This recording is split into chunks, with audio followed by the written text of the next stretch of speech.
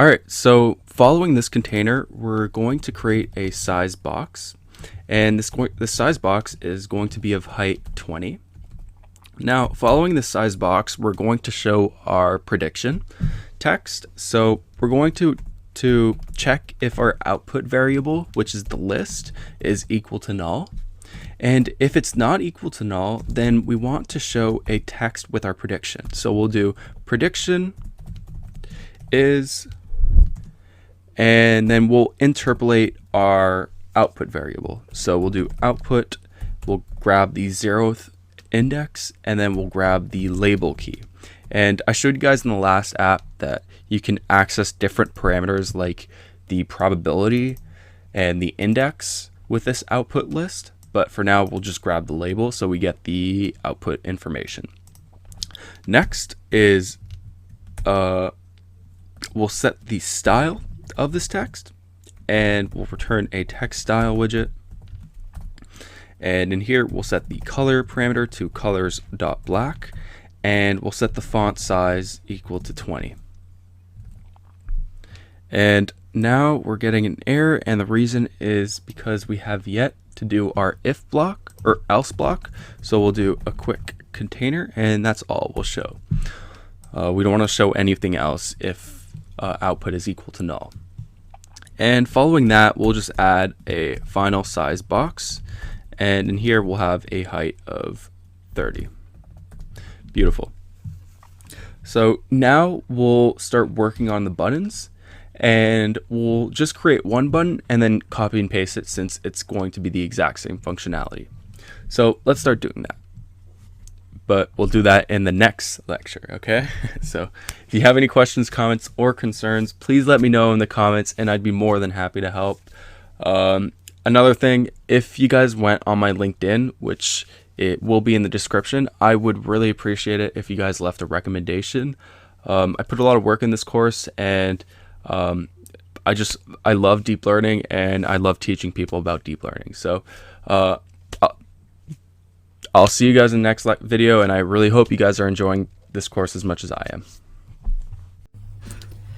Alright, so let's start creating these buttons. So I put some commas here. You might not have commas on your code, but I just put some commas, and now I can tell where I should put the buttons. So before it was kind of hard to tell because we had multiple columns, but the one we want is right after the center widget and after the container, and we'll set a container widget. And in here we'll have a width set to media query of context size width in order to get the device width, and to have a responsive design you should be using media.query.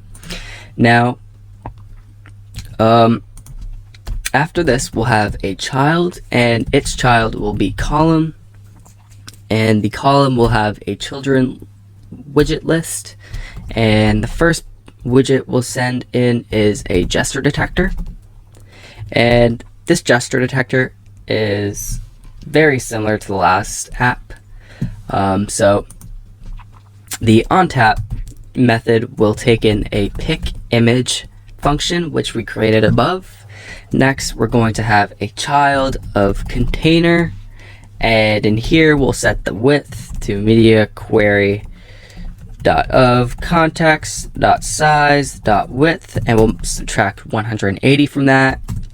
And after that we'll have after that we'll have an alignment of center. Sorry, I had a brain fart there. I am a human being, by the way, so brain farts tend to happen.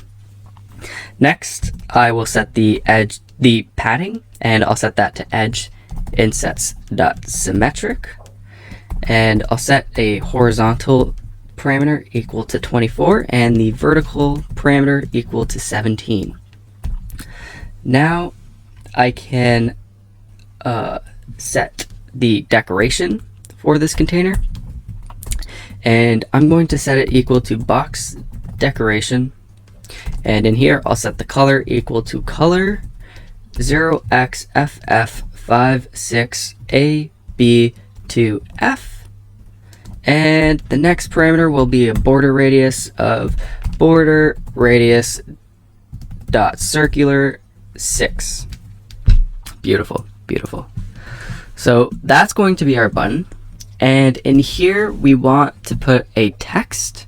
So in order to do that for a gesture detector, we do need to add a child. So we're going to add a child to this container here.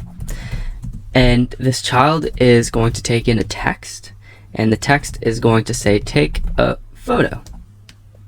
And the style will be text style colors.white, and the next will be font size 18. Beautiful, beautiful.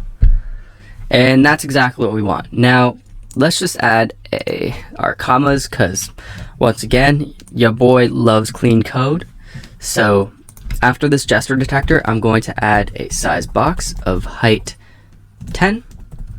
And I'm going to copy and paste this entire gesture detector because it's got everything we want. We're not just going to waste our time and recode everything, right?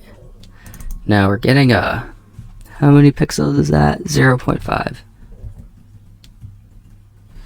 Okay, let's just change up some of these size boxes. This one doesn't need to be 30. Okay. Okay, I want to change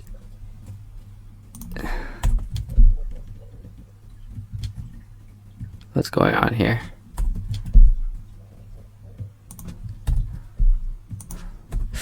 Let's do this. Okay, what's going on? So this is the if block, so that's the problem. Sorry about that. I was in the wrong. So I'm gonna go right here, and I'm going to change the size box right here because pretty big, unnecessarily big. So yeah, we'll change that. And now we have everything we want.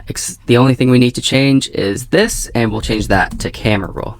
Beautiful, beautiful. So the UI is done.